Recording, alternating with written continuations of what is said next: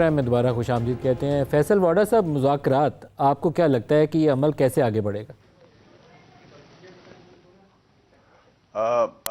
देखिए, अभी तक तो मजाक हो रहा है नदीम मलिक साहब। ये सब मुज़ाकरात जो हैं वो सीरियस नोट पे शुरू होंगे 20 जनवरी के बाद। सब ट्रम्प कार्ड लेके जेब में बैठे हुए हैं।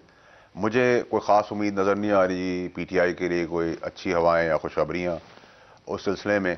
नंबर एक। नंबर दो, ये कि जो हमने अभी बात की ब्रेक से पहले, ये बड़ी ही अजीब सी और बड़ी इंसल्टिंग और डिस्गस्टिंग और बड़ी अनफॉर्चुनेट और बड़ी अफसोसनाक बात है कि हमें सियासत के अंदर जेल को एक हम बहुत अच्छे रूप में देखे जाते हैं कि कोई जेल में जाता है, वह बाहर निकलता है पॉलिटिशियन, तो उसमें फूल बरसाए जाते हैं। मेरे ख्याल से काम ऐसे नहीं करने चाहिए कि किसी को जेल हो। नंबर एक। नंबर दो है कि जब तक ये तमीज़ और तहजीब हमें नहीं आएगी कि जेल जाना बहुत बुरी बात है, तब तक ये वो फुकदान है जिसकी वजह से आज तक पाकिस्तान भुगत रहा है। और हम सब की मेमोरी फाइल्स, आपकी, मीडिया की, एंकर्स की, अदालतों की, लीडरान की, पॉलिटिशियंस की, इदारों की बहुत शॉर्ट मेमोरी है कि एक आदमी 20 साल से चोरी करता आ रहा है, वो आखिरी 2 साल में ठीक हो जाए तो वो ठीक हो गया, उसके 18 साल के हम गुनाह माफ़ कर देते हैं। वाडा साहब, लेकिन जिस हम तरीके 25 से करोड़ लोगों को गाली नवाज देते हैं शरीफ और को, शाइफ खान अब्बासी को, राना सनाउल्लाह को, ख्वाजा साद को, इन लोगों को जिस तरह पकड़ पकड़ के उठा के जेलों में डाला गया था, अब उसमें से कैसे साबित होगा कि किसने 20 साल चोरी किया और किसको पॉलिटिकल विक्टिमाइजेशन में आपने अंदर डाला है? ये आपको तमीज़ तो करनी पड़ेगी कि नहीं देखिए करनी पड़ेगी? नदीम मलिक साहब, मैं आपको याद दिलाता चलूंगा, मैं वफाकी वजीर था। ये भी आपको याद होगा कि जब राना सनाउल्लाह साहब को मैं जानता भी कहीं से नहीं था, राना सनाउल्लाह साहब पे जब केस बना तो सबसे ज्यादा हंगामा मैंने ऐसा कैबिनेट में मचाया था कि ये क्या घटिया केस बनाया है, और वो भी उसके बच्चों के साथ। तो आप रीढ़ की हड्डी रखते हैं जब आप इक़्तिदार में भी हों, पावर की कुर्सी पे खुद भी बैठे हुए हों और आप अपने बॉस के सामने बैठे हों, तो आप सच को सच कहें, मुखालिफ के साथ भी लड़ाई तरीके और तहजीब के दायरे में रह के दुश्मनी करें, पीठ पे वार ना करें, सामने से करें। और वहां से मेरी उनके अच्छे ताल्लुकात राना सनाउल्लाह साहब के हुए। जब वो बाहर आए तो उन्होंने कहा तुमने मेरे लिए बात की थी। मैंने कहा भाई, मैंने आपके लिए, मैं तो आपको जानता भी नहीं था, मेरिट की बात थी, घटिया केस था, झूठा केस था, थर्ड क्लास केस था, इसलिए मैं बोला।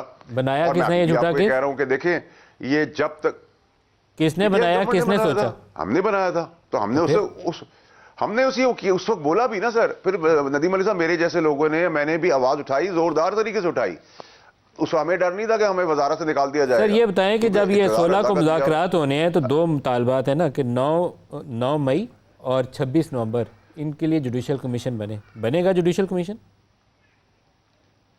देखिए फिर मैं आपसे वही बात करूंगा नदीम मलिक साहब कि मैं कल वसीम मदामी साहब का प्रोग्राम था, उन्होंने, गंडापुर साहब ने, आज तक पीटीआई का क्लेम ये है, 4 दिन पहले इमरान खान साहब का ट्वीट आया है कि ये फ्लैग ऑपरेशन था 9 मई का, इसको फौज ने कराया है। उन्होंने उस इंटरव्यू में कहा है कि हाँ मेरे लोग थे, मैं ओन करता हूं, उनसे गलती हो गई है। तो एडमिशन कर दी ना, ये एडमिसिबल एविडेंस है। आप राजा साहब बैठे लॉयर, उनसे पूछे। दूसरी चीज वो कहते हैं कि मुझे आज तक किसी ने उठाया नहीं। उमर अयूब ने जो स्टेटमेंट दी एजेंसी के खिलाफ, वो जज्बात में आके दी, तो झूठ उन्होंने साबित कर दिया। फिर गंडापुर साहब ने कहा मैं नहीं कह रहा, और ये खुले मीडिया के सामने कह रहे हैं, जेल में भी नहीं है। फिर वो कह रहे हैं कि मौलाना साहब के वालिद साहब ने कहा था कि पैसे लेके मेरी ही मुखबरी करता है, इसलिए हम भी उस पर भरोसा नहीं करते। तो मैं किस चीज को मानूं? गंडापुर साहब ने ये भी तो कहा कि मुझे तो 9 मई से पहले उठा लिया गया था, ये भी तो गंडापुर साहब ने कहा। सर 9 मई से पहले गंडापुर साहब ने ये भी कहा। गंडापुर साहब ने तो बहुत सारी और भी बातें की तो फिर आपने वो अपने एक हिस्सा तो बता दिया उनके बयानात का, दूसरा नहीं बताया कि वो कह रहे हैं मुझे तो 9 मई से पहले उठा लिया था। सर देखिए, उन्होंने कहा मुझे 9 मई से पहले पंजाब गवर्नमेंट में मैं उठाया गया हूं। उन्होंने मुझे एग्जैक्टली, मैंने शो देखा, उसमें मुझे नहीं उन्होंने कहा कि मैं 9 मई को उठाया गया। मुझे 9 मई से पहले उन्होंने, मैंने जो सुना, 9 मई से पहले उठा लिया गया था। ठीक है, ठीक है। देखिए मेरा प्रॉब्लम सारा ये है नदीम मलिक साहब कि हम किस हद तक गिर सकते हैं और किस हद तक उठ सकते हैं। हमारे लिए कोई नई चीज नहीं है। जुडिशल कमीशन बनेगा सर कि नहीं बनेगा? बड़ा खतरनाक मुल्क है। जुडिशल कमीशन बनेगा? मैं आ रहा हूं सर। जुडिशल कमीशन के अंदर देखिए, जुडिशल कमीशन मेरे हिसाब से कल बना दें। जब आप कल बनाएंगे तो जब सवाल होगा कि आप 2018 में आने से पहले 2014 में जो आपने काम शुरू किया तो उसका जवाब दें।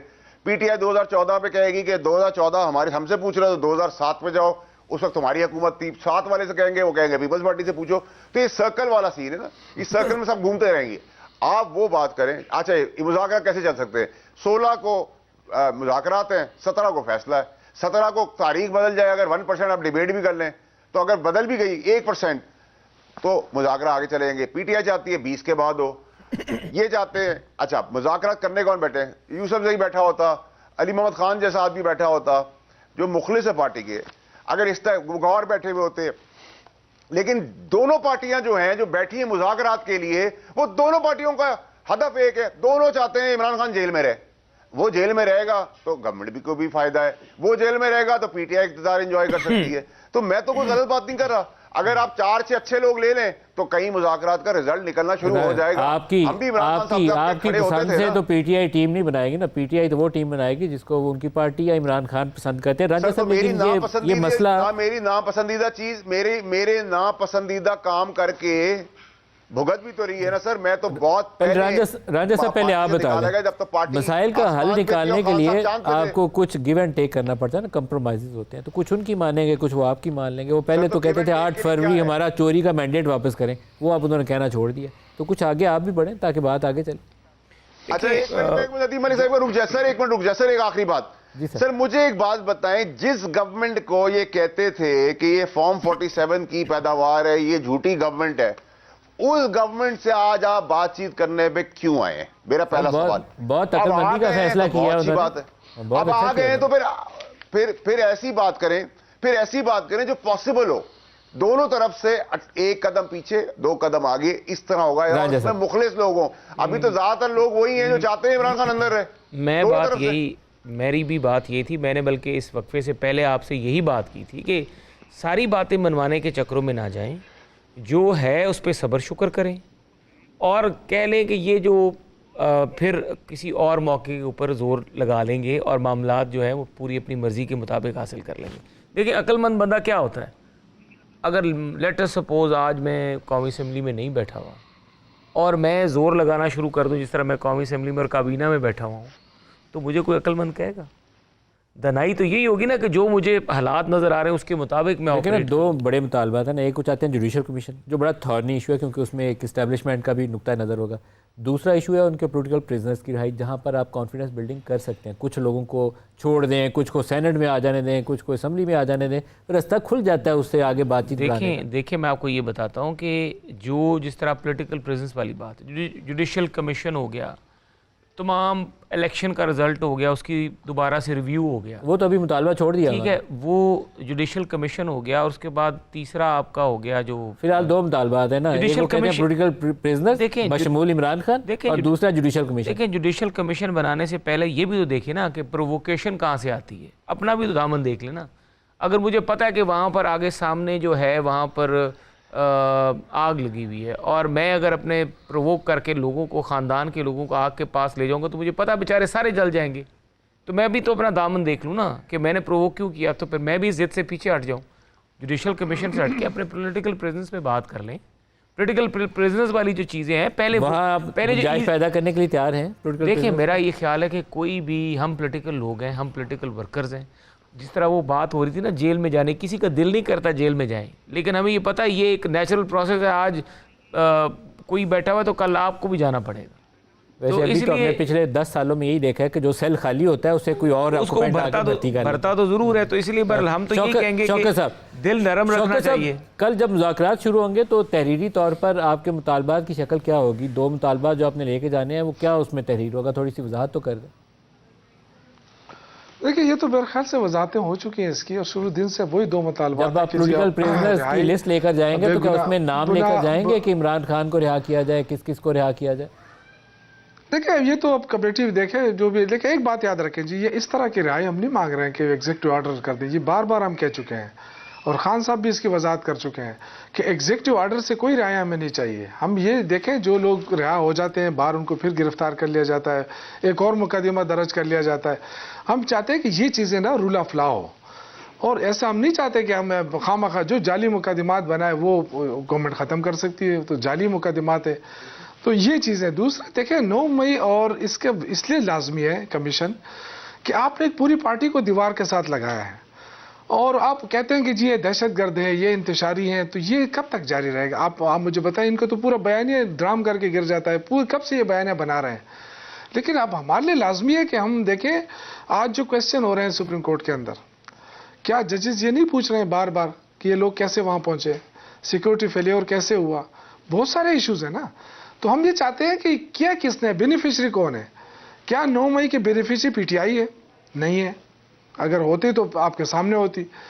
26 नवंबर को क्या हमने किसी बिल्डिंग पे जाके कब्जा कर लिया था जो इन्होंने छुड़ाना था गोली चलाकर? कोई कब्जा नहीं किया।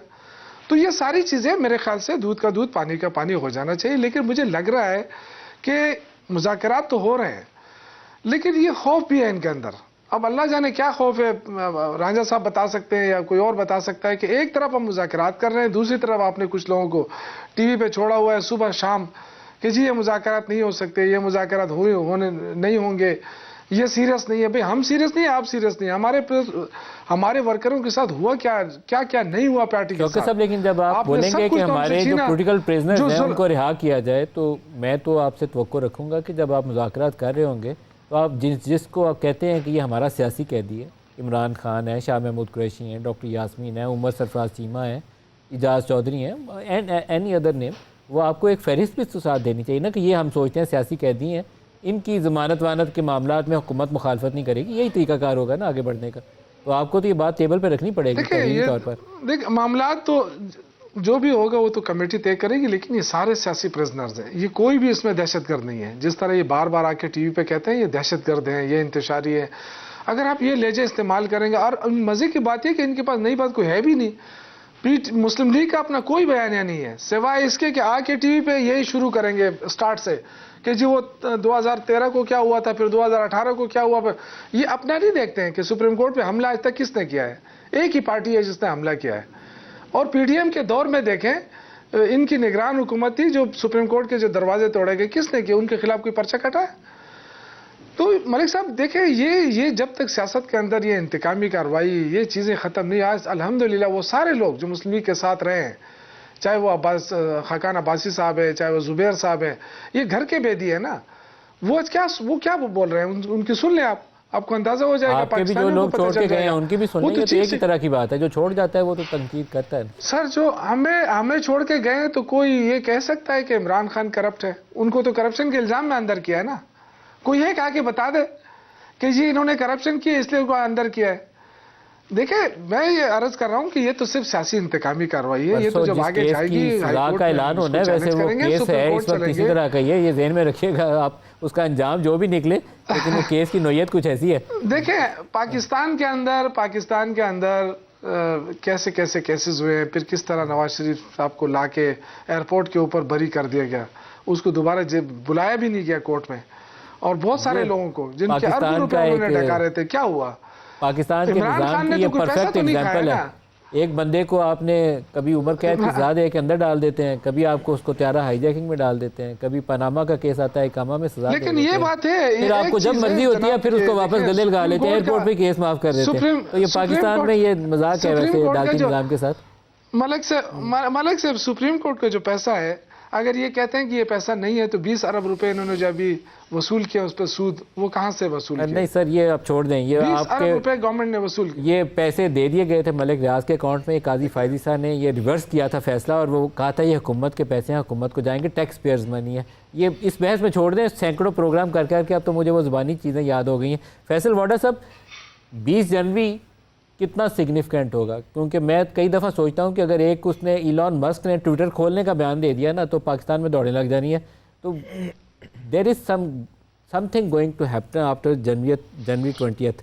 तो क्या उसके लिए हम सब लोगों की प्रेपरेशन है? मुझे पाकिस्तान का बहुत अच्छी पोजीशन में नज़र आ रहा है, नंबर एक। नंबर दो ये कि ट्रम्प कार्ड दोनों तरफ है। मेरी हिसाब से मैं बाहर से भी 3 हफ्ते बाद आया हूँ, मेरे ख्याल से मायूसी है पीटीआई के लिए उसमें भी। नंबर 3 ये कि कौन किससे क्या मांगता है। मेरे ख्याल से इस बार what's in it for Pakistan वाला नारा लगेगा बजाय कि डू मोर का। और तीसरी और मोस्ट इंपॉर्टेंट चीज़ ये कि कब तक नदीम मलिक साहब हम इस ड्रामे में फंसे रहेंगे कि ये पीएम था, इसने करप्शन की थी, इस पे हाथ नहीं डाल सकते, ये सीएम है, ये इलेक्टेड है, हम इस पे हाथ नहीं डाल सकते, ये अब मुल्क से बाहर चला गया है इसलिए इस पे हाथ नहीं डाल सकते, अब ये मुल्क के अंदर आ गया इसलिए हाथ नहीं डाल सकते, ये सेनेटर है, ये एमएनए है। ये कब तक हम इस ड्रामे के अंदर रहेंगे? हम उसी दायरे कार में हमने रहना है कि नलका है पानी नहीं है, पैसे दें, टैंकर पानी दे देता है। पोल लगे हुए हैं, तारे नहीं है, रात को उतार के ले गया है। स्ट्रेंजर से आप बात नहीं कर सकते, अपने बच्चों को समझाते हैं, अरेंज मैरिज के नाम पे स्ट्रेंजर के साथ शादी कर देते हैं। आप पूरा पाकिस्तान जल्दी में सब अब ये देर से बताइए पहुंचते कि हैं। 22 जनवरी को पाकिस्तान शहबाज आते शरीफ के रहते ऊपर हैं, वो कौन सा कहते हैं, मुकदमा मैं आपने खत्म बनाना है? नहीं, मैं तो देखिए शहबाज शरीफ साहब की गवर्नमेंट का एक स्कैम है जो आ रहा है और हम उसको रोकेंगे पाकिस्तान के लिए, और अगर रुक गया तो पाकिस्तान की बेहतरी है, नहीं रुका तो जो उसके मुलविस है वो जेल जाएगा, और वो पास हो गया और बाद में उसकी किताबें खुली तो भी उसे जेल में जाना है। हम तो पाकिस्तान के लिए उसको रोकेंगे। अच्छा, एक वो जल्दी से वो सुनवा दें जी। आजकल वो शहबाज साहब ने एक पाकिस्तान